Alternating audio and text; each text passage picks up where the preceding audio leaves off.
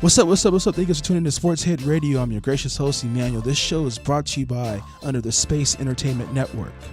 Let's get in tune with the college football slate. I'm going to give you guys a quick recap. Obviously, the biggest upset of last week was Purdue. It doesn't really surprise me because I knew Purdue was going to cover, but I didn't really expect them to win. But I knew they had some type of chance to win. Ohio State seems like they have some problems on offense a little bit with Dwayne Haskins at quarterback, and the running game hasn't really been too efficient, to be completely honest with you. But I like the receivers, KJ Hill. Only time will tell. Right now, we're already in the middle of college football season, so things is going to have to improve for them under Urban Meyer. Maybe the play calling was better when Urban Meyer was suspended. We don't know. Maybe that's the case. But all I can say is Ohio State, they're going to have to figure this out real quickly, especially if they're heading into the college football playoff. Obviously, Alabama beat up on Tennessee. That's pretty much given. Tua right now is a Heisman candidate, and I believe he still has no interceptions for the season. So with that being said, Alabama is the clear-cut number one team in college football. Obviously, Clemson's up there too. They beat NC State pretty bad. Obviously, Clemson was coming off of a bye. Trevor Lawrence had his first career 300-yard passing game. Notre Dame is a team you have to look out for. They changed the quarterback a few weeks ago. Now they barely beat Pitt a couple weeks ago, but this team is still destined to be there at the end. They play an ACC schedule. Obviously, the con with them is they're still an independent school technically, so they can't play in the conference championship. But with that being said, this is a team that you still have to look out for in terms of considering them in the playoff. Now, Michigan had a big win against their rival, against their little brother, Michigan State. But they won 21-7. Now, I like this Michigan team. Their defense is starting to play better. But at times, we don't know what team is going to show up. That Ohio State and Michigan game is going to be pretty good down the line at the tail end of the season.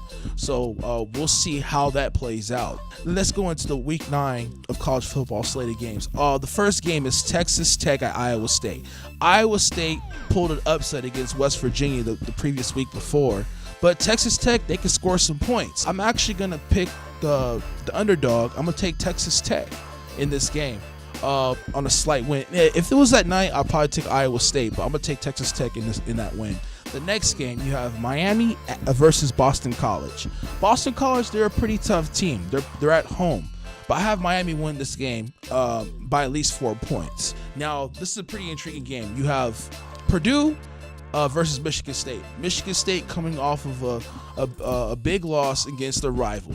Now they have Purdue coming in, who are feeling high right now, beating Ohio State. I have Purdue is actually underdog by 2.5. I like Purdue in this game in a mild upset because they're able to score points. They're figuring out. Nick Holt is the defensive coordinator for Purdue. I like Purdue winning this game by a point. I say 24-23.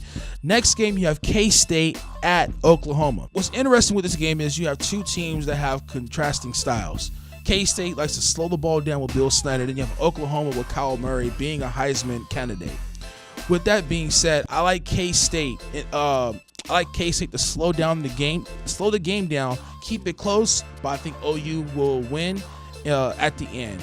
But if you're a better, take K-State in the points plus 23.5. Next game, Arizona State versus USC. Now, with USC, they're playing pretty well, but they lost to Utah at night, which was kind of expected. I know Utah was going to win. Right now, if you're a Pac-12 opponent, you do not want to play Utah. But with that being said, USC's at home. They're going to rebound against Arizona State. I have USC winning that game. Next game, the world's largest cocktail party. Yeah, Florida against Georgia. Now Georgia, they lost to LSU last week.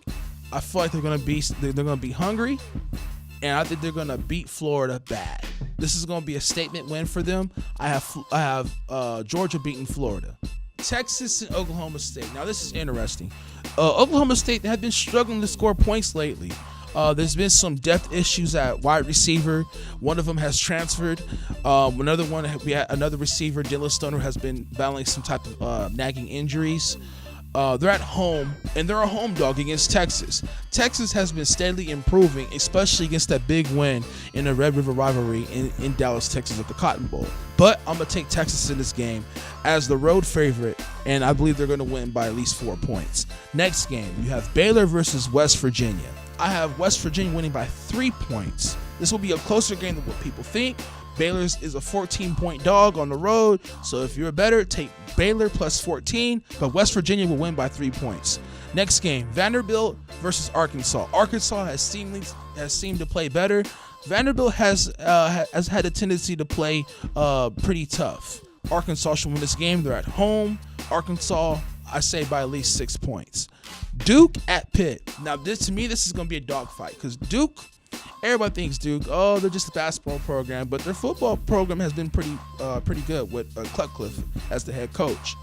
Now, with that being said, Pittsburgh, they're at home. They played Notre Dame pretty tough, but I got Pitt winning close by at least 2 points. I say 27-25. Next game, Iowa versus Penn State. Iowa is riding high. They beat Maryland. They shut out Maryland. Their defense is playing pretty good. Then you have Penn State at home. This game could come down who has the ball last. I'm taking Penn State close by a field goal. 24-21. Next one, University of South Florida at Houston. Houston seems to play better at home. South Florida has a high-powered offense. With that being said, I got South Florida by 3 points. Next one, Kentucky versus Missouri.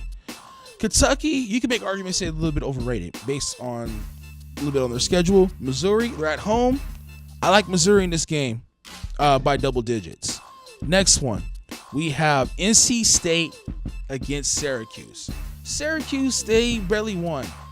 It went to overtime. They only won by 3. NC State, obviously, had a letdown loss against Clemson. This game's going to be close. Syracuse is at home, so I'm taking Syracuse by another week on a 3-point win. The next game, you have Washington State versus Stanford at Stanford. Now, Washington State's been riding high. They're playing against Stanford, and Stanford's at home. Game day was in Pullman last week when they beat Oregon. So the Pac-12 is basically parity right now as we speak.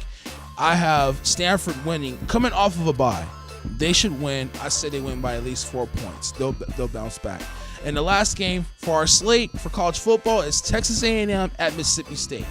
Mississippi State laid an egg last week against LSU. Now they play A&M. A&M's coming off of the bye. I like A&M big in this game. I have A&M. Kellen Mond has seemed to improve in terms of passing. I like A&M to win big, at least by 10 points.